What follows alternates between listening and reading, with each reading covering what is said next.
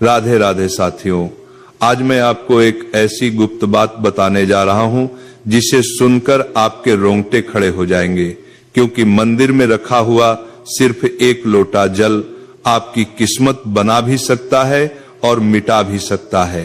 कई लोग अनजाने में ऐसी गलती कर बैठते हैं कि उनका घर, धन, बरकत सब धीरे धीरे खत्म होने लगता है और उन्हें पता भी नहीं चलता। साथ ही यो मंदिर का लोटा तांबे का होना चाहिए या पीतल का, इसमें रखा जल कब बदलना चाहिए और इसे किस दिशा में रखना चाहिए, यही सारी बातें आज साफ कर दूंगा। क्योंकि पूजा घर में रखा हुआ गलत लोटा जिंदगी भर के पितृदोष, धन हानि और अचानक आई परेशानियां खड़ी कर देता है। और सबसे बड़ी गलती लोग दीपक की करते हैं। कोई लोहे का दीपक जला देता है, कोई स्टील का, कोई कांसे का, और बाद में रोता है कि घर में शांति क्यों नहीं रहती, क्यों लक्ष्मी माता बार बार नाराज होती हैं। साथियों, दीपक की बाती भी ऐसे नहीं बनती। कच्चे कलावे से बाती बनाना सीधा सीधा ग्रह दोषों को न्योता देना है। और रुई की बाती भी हर समय शुभ बात है। कच्चे कलावे से बाती बना है और रुई की बाती भी खराब हो रही है, नहीं मानी जाती। कुछ लोग तो अपने घर में ऐसे समय दीपक जला देते हैं जब शनि, राहु और मंगल का प्रभाव भारी होता है, और फिर सोचते हैं कि घर में अचानक झगड़े क्यों होने लगे, कारोबार क्यों डूबने लगा, पैसा आते आते क्यों रुक जाता है। और साथियों, मुख्य द्वार पर जल छिड़कने का सही समय क्या है? स्नान करके छिड़के या बिना स्नान, झाड़ू लगने से पहले या बाद में, महिलाएं पीरियड्स में कर सकती हैं या नहीं, ये सब आज इसी वीडियो में आप जानोगे। पर मैं एक बात अभी साफ कर दूं, इस वीडियो को बीच में छोड़ दिया तो समझ लेना लक्ष्मी माता की कृपा आपके जीवन से आधी रात को ही विदा हो जाएगी। इसलिए आखिरी शब्द तक सुनना साथियों, क्योंकि आज की ये जानकारी पूरी तरह आपके भाग्य को बदलने वाली है। महाराज, कुछ लोग यहाँ पर ऐसी भयंकर गलती कर बैठते हैं कि उनके जीवन में पितृदोष, शनि दोष, कालसर्प दोष, यहां तक कि भारी भरकम गरीबी तक लग जाती है। अब आगे बढ़े उससे पहले एक बात ध्यान रखें, इस ज्ञान को बीच में छोड़कर कभी मत जाना। अगर छोड़ना ही है तो अभी छोड़ दो महाराज, परंतु बीच में छोड़कर लक्ष्मी माता का अपमान मत करना।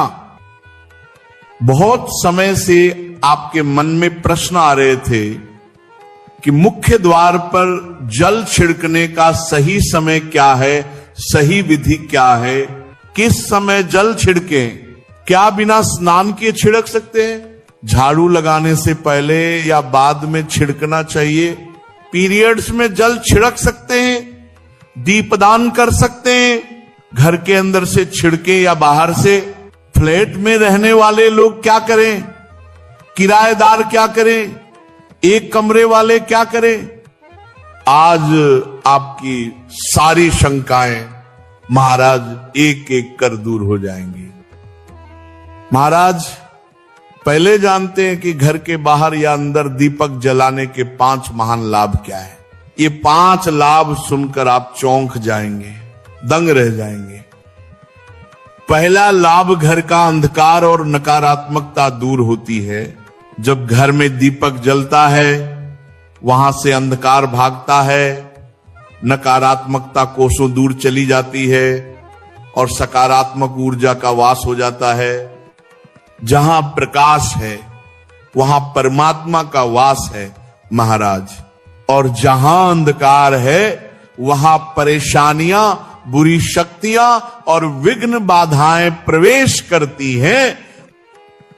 तेल से जले दीपक का प्रभाव उसके बुझने के आधे घंटे तक रहता है और शुद्ध देसी घी का दीपक बुझने के 4 घंटे बाद तक वातावरण को पवित्र रखता है।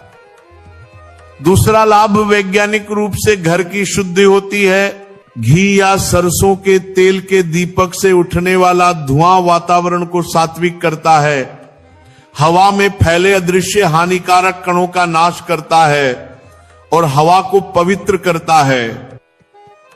तीसरा लाभ, घर में सुख, समृद्धि का वास होता है।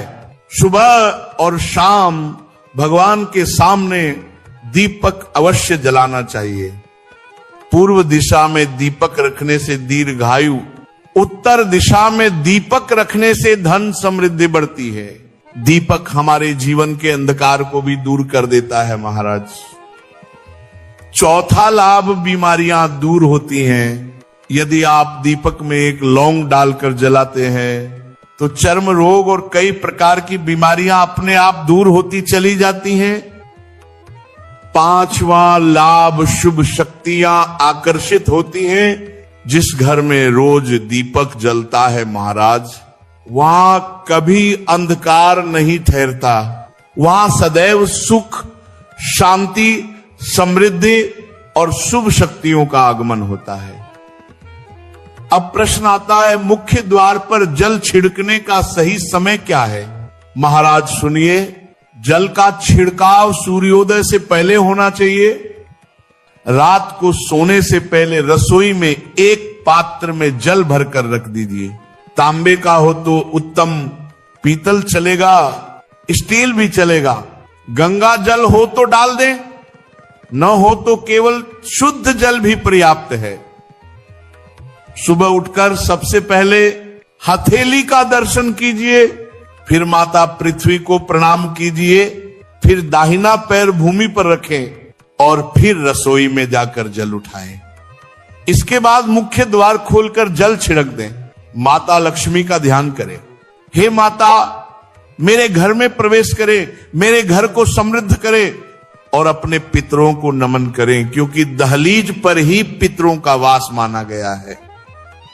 अब एक बड़ा प्रश्न, क्या जल छिड़कने के लिए स्नान आवश्यक है?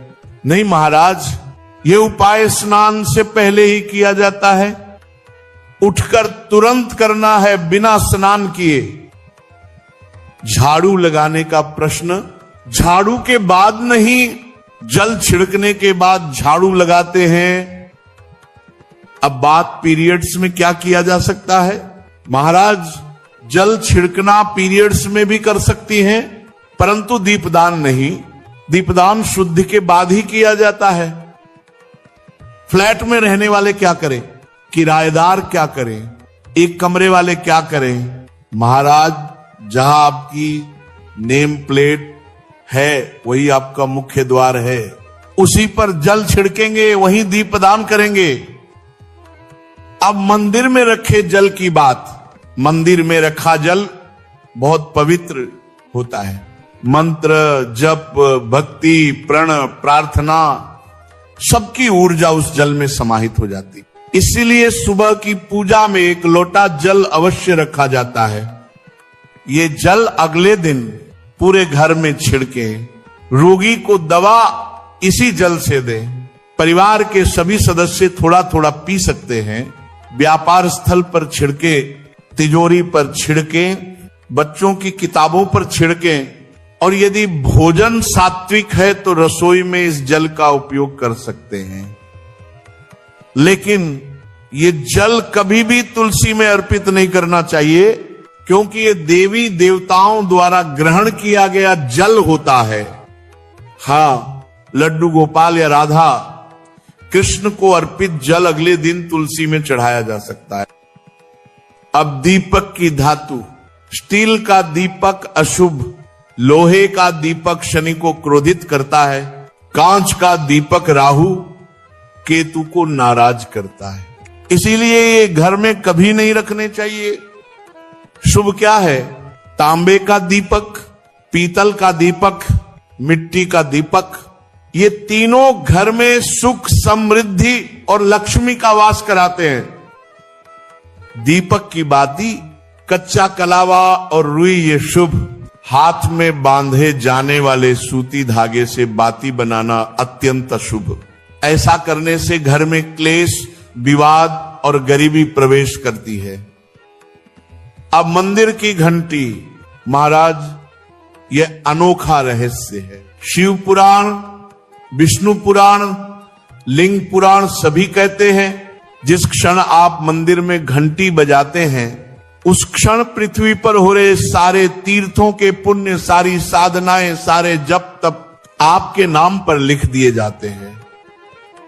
घंटी का नाद वातावरण को पवित्र कर देता है, परंतु मंदिर के भीतर ताली बजाना वर्जित माना गया है, क्योंकि ताली से कई सूक्ष्म कंपन टूटते हैं।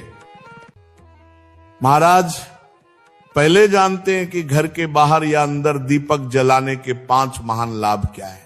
ये 5 लाभ सुनकर आप चौंक जाएंगे, दंग रह जाएंगे। पहला लाभ, घर का अंधकार और नकारात्मकता दूर होती है।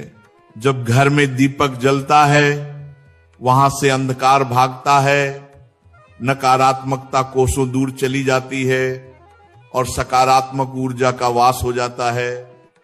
जहां प्रकाश है वहां परमात्मा का वास है महाराज, और जहां अंधकार है वहां परेशानियां, बुरी शक्तियां और विघ्न बाधाएं प्रवेश करती हैं। तेल से जले दीपक का प्रभाव उसके बुझने के आधे घंटे तक रहता है, और शुद्ध देसी घी का दीपक बुझने के 4 घंटे बाद तक वातावरण को पवित्र रखता है। दूसरा लाभ, वैज्ञानिक रूप से घर की शुद्धि होती है। घी या सरसों के तेल के दीपक से उठने वाला धुआं वातावरण को सात्विक करता है, हवा में फैले अदृश्य हानिकारक कणों का नाश करता है और हवा को पवित्र करता है। तीसरा लाभ, घर में सुख समृद्धि का वास होता है। सुबह और शाम भगवान के सामने दीपक अवश्य जलाना चाहिए। पूर्व दिशा में दीपक रखने से दीर्घायु, उत्तर दिशा में दीपक रखने से धन समृद्धि बढ़ती है। दीपक हमारे जीवन के अंधकार को भी दूर कर देता है महाराज। चौथा लाभ, बीमारियां दूर होती हैं। यदि आप दीपक में एक लौंग डालकर जलाते हैं तो चर्म रोग और कई प्रकार की बीमारियां अपने आप दूर होती चली जाती हैं। पांचवा लाभ, शुभ शक्तियां आकर्षित होती हैं। जिस घर में रोज दीपक जलता है महाराज, वहां कभी अंधकार नहीं ठहरता, वहां सदैव सुख, शांति, समृद्धि और शुभ शक्तियों का आगमन होता है। अब प्रश्न आता है, मुख्य द्वार पर जल छिड़कने का सही समय क्या है? महाराज सुनिए, जल का छिड़काव सूर्योदय से पहले होना चाहिए। रात को सोने से पहले रसोई में एक पात्र में जल भरकर रख दीजिए। तांबे का हो तो उत्तम, पीतल चलेगा, स्टील भी चलेगा। गंगा जल हो तो डाल दें, न हो तो केवल शुद्ध जल भी पर्याप्त है। सुबह उठकर सबसे पहले हथेली का दर्शन कीजिए, फिर माता पृथ्वी को प्रणाम कीजिए, फिर दाहिना पैर भूमि पर रखें और फिर रसोई में जाकर जल उठाएं। इसके बाद मुख्य द्वार खोलकर जल छिड़क दें। माता लक्ष्मी का ध्यान करें। हे माता, मेरे घर में प्रवेश करें, मेरे घर को समृद्ध करें, और अपने पितरों को नमन करें, क्योंकि दहलीज पर ही पितरों का वास माना गया है। अब एक बड़ा प्रश्न, क्या जल छिड़कने के लिए स्नान आवश्यक है? नहीं महाराज, यह उपाय स्नान से पहले ही किया जाता है। उठकर तुरंत करना है, बिना स्नान किए। झाड़ू लगाने का प्रश्न, झाड़ू के बाद नहीं, जल छिड़कने के बाद झाड़ू लगाते हैं। अब बात पीरियड्स में क्या किया जा सकता है? महाराज, जल छिड़कना पीरियड्स में भी कर सकती हैं, परंतु दीपदान नहीं। दीपदान शुद्धि के बाद ही किया जाता है। फ्लैट में रहने वाले क्या करें? किराएदार क्या करें? एक कमरे वाले क्या करें? महाराज, जहां आपकी नेम प्लेट है वही आपका मुख्य द्वार है, उसी पर जल छिड़केंगे, वहीं दीपदान करेंगे। अब मंदिर में रखे जल की बात, मंदिर में रखा जल बहुत पवित्र होता है। मंत्र, जप, भक्ति, प्रण, प्रार्थना, सबकी ऊर्जा उस जल में समाहित हो जाती। इसीलिए सुबह की पूजा में एक लोटा जल अवश्य रखा जाता है। ये जल अगले दिन पूरे घर में छिड़के, रोगी को दवा इसी जल से दें। परिवार के सभी सदस्य थोड़ा थोड़ा पी सकते हैं। व्यापार स्थल पर छिड़के, तिजोरी पर छिड़के, बच्चों की किताबों पर छिड़के, और यदि भोजन सात्विक है तो रसोई में इस जल का उपयोग कर सकते हैं। लेकिन ये जल कभी भी तुलसी में अर्पित नहीं करना चाहिए, क्योंकि ये देवी देवताओं द्वारा ग्रहण किया गया जल होता है।